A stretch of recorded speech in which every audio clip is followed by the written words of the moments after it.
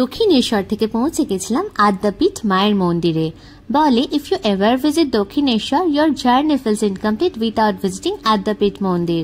এখানে মা ভবতারিণীকে পুজো করা হয় মা মহামায়া আদ্যাশক্তি রূপে। আদ্যাপীঠ মন্দির was founded by the disciples of Sri Sri Annada Thakur. এখানে আদ্যাশক্তি মাকে গর্ভগৃহতে সরাসরি দর্শন করা যায় না, এই নাথ মন্দির থেকে মাকে দর্শন করতে হয়।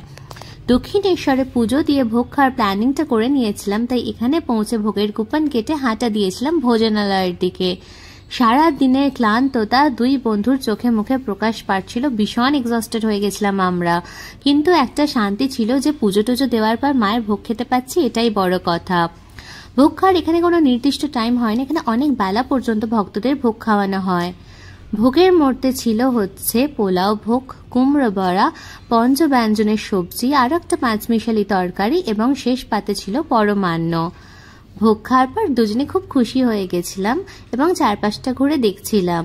Spending a few moments in the calm atmosphere of Adyapit is truly peaceful, and just like Dakshineswar, এই আদ্যাপীঠ মন্দিরও কলকাতার আধ্যাত্মিক ইতিহাসের এক অমূল্য অংশ। চলো, see you in the next video with another story from my city of joy. Bye.